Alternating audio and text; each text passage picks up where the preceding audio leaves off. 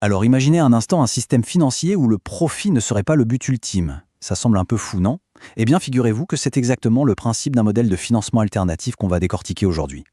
Un prêt peut-il être un acte de pure bonté? La question peut paraître étrange, on est d'accord, mais c'est pourtant l'idée centrale, le cœur même d'un concept qui vient complètement chambouler notre vision habituelle du crédit.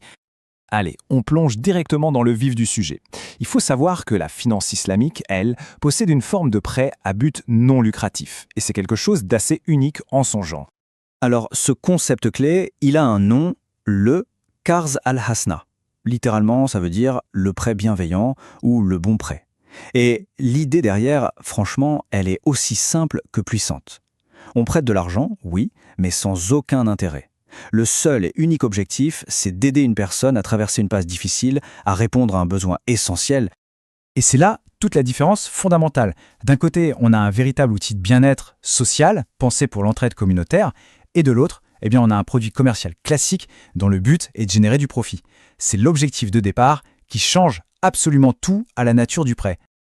Ok, mais pour vraiment comprendre d'où vient cette idée, pourquoi un tel prêt existe, il faut creuser un peu plus loin que les simples chiffres. Il faut les voir ses racines, qui sont à la fois spirituelles et éthiques. Cette citation, elle est vraiment frappante. Elle nous dit qu'un prêt, alors même qu'il faut le rembourser, pourrait avoir plus de valeur, spirituellement parlant, qu'un don pur et simple. Mais alors, comment c'est possible ça? Eh bien, en fait, ma logique derrière est assez simple. Elle se déroule en 3 points. Premier point, un prêt, en général, on ne le demande que quand on en a vraiment besoin. Deuxièmement, et c'est crucial, ça préserve la dignité de la personne qui le reçoit. Ce n'est pas de l'aumône, c'est un engagement. Et ça nous amène au troisième point, ça responsabilise. La personne s'engage à rembourser, à gérer son budget, c'est une démarche active. Bon, tout ça c'est la théorie, la philosophie derrière, mais concrètement, comment est-ce que ça marche? Comment on applique ce principe, qui est assez ancien, dans le cadre d'une banque moderne? Et surtout, la grande question, d'où vient l'argent pour ces prêts? Alors, la réponse est assez belle, en fait. Le capital vient principalement de la communauté elle-même. Ce sont des particuliers, des gens comme tout le monde, qui décident de placer leur épargne sur des comptes spéciaux. Des comptes qui ne rapportent aucun intérêt, oui, mais ils le font avec une conviction, celle que leur argent va servir à aider directement d'autres membres de la communauté. Et cet argent, il n'est pas utilisé n'importe comment. Il est spécifiquement dirigé, fléché, vers des besoins vraiment essentiels de la vie. On parle de quoi? Des frais pour un mariage, des soins médicaux, financer des études, ou même acheter des outils pour démarrer une petite activité. L'idée, ce n'est pas du tout de financer des vacances ou une nouvelle voiture, non. Le but, c'est vraiment d'aider les gens à passer des caps difficiles sans qu'ils se retrouvent piégés par la dette et les intérêts. Je sais ce que certains pensent. Tout ça, ça a l'air presque trop beau pour être vrai. Pas vrai? On se demande forcément, comment une banque, une institution financière, peut-elle faire tourner un modèle pareil? Un modèle à but non lucratif dans le monde économique bien réel dans lequel on vit. Eh bien, la clé, c'est une distinction toute simple, mais essentielle.